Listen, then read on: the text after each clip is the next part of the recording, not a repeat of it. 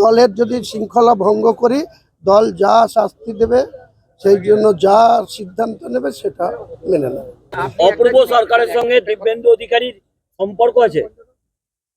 দিব্যেন্দু অধিকারীর সঙ্গে অপূর্ব তার দাদা পার্থ আজকের সম্পর্ক না, অনেক আগে থেকে তাদের বাড়ির সঙ্গে রিলেশন আছে। তাদের কাঁথির বাড়িতে তারা গিয়েছে, হুমায়ুন কবিরের কোনোদিন যাওয়ার প্রয়োজন হয়নি, আজও প্রয়োজন হবে না, ভবিষ্যতেও প্রয়োজন হবে না। বলছি একটা অভিযোগ আপনি করলেন গুরুতর, এই যে ফিরহাদ হাকিম, এরা কি সব দলের মানে এরা কি সব দলের ঊর্ধ্বে, মানে ফিরহাদ হাকিম বলেছেন এরা বলেছেন যে আপনাকে নিয়ম মেনে থাকতে হবে দলের। আমি তো বললাম নিশ্চয়ই সেটা প্রযোজ্য। আমি যতক্ষণ দলে আছি আমাকে তো দলের শৃঙ্খলাকে সম্মান করতেই হবে, আর দলের শৃঙ্খলাকে সম্মান করি বলেই তো বিধানসভার ভেতরে কোনো কথা না বলেও বিধানসভার যে ডিসিপ্লিনারি কমিটি, কারণ পার্লামেন্টের একটা আছে, বিধানসভায় একটা আছে, আর দলীয় রাজ্য স্তরে একটা আছে।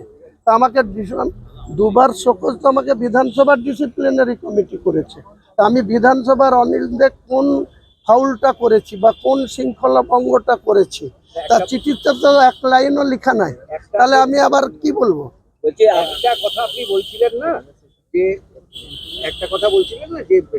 মানে দলীয় শৃঙ্খলা কি শুধু আমার জন্য, আর বাকি মুখ্যমন্ত্রীর বাড়ির সামনে যিনি থাকেন 500 মিটারের মধ্যে সিদ্দিকুল্লাহ, সেইটা যদি ফিরহাদ হাকিম। তা আপনাদের চ্যানেলেই তো আমি যেদিন বলেছি আপনাদেরকে 12 তারিখে বুধবারে 12টার মধ্যে বলেছি, তারপরে ম্যাডাম ছিলেন হাউসে, 1টা 10 অবধি হাউস চলেছে। ম্যাডাম যখন শেষ করে চেম্বারে গিয়েছে, তারপরে অনারেবল স্পিকার বলেছেন আবার 1টা 45-এ শুরু হবে। আমার এখানে নিউ টাউনে একটা কাজ ছিল, তাই আমি বেরিয়ে গেছি। তারপরে তো আমি আপনাদের মিডিয়ার মাধ্যমে আমার ঠুসো দেওয়া যেমন শুনে দেখিয়েছেন, পাশাপাশি সিদ্দিকুল্লাহ চৌধুরী সাহেব বলেছে ঠ্যাং ভেঙে দেওয়া হবে।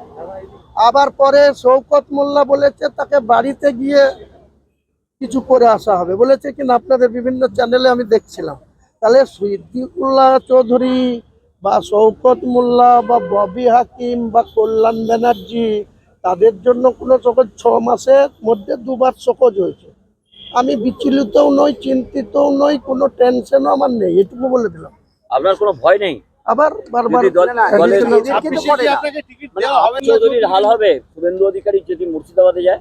বললাম তো 2014 সালে অধীর চৌধুরী রেলের রাষ্ট্রমন্ত্রী, তার সঙ্গে 22 জন RPF এর সিকিউরিটি ছিল, অ্যাডিশনাল এসপি ইন্দো চ্যাটার্জি সেই সময় অ্যাডিশনাল এসপি ছিল, ডিএসপি হেডকোয়ার্টার ছিল, ডিএনটি ছিল লালটু হালদার, যে এখন এখানে অ্যাডিশনাল এসপি আছে।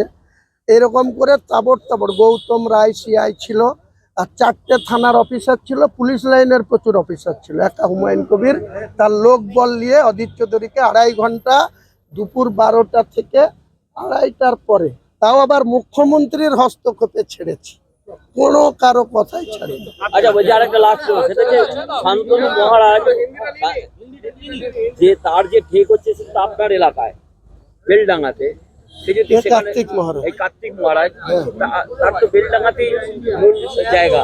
বেলডাঙ্গায় আছে, এতে আছে, ঔরঙ্গাবাদে আছে। যদি বেলডাঙ্গায় যায় কে শুভেন্দু অধিকারী?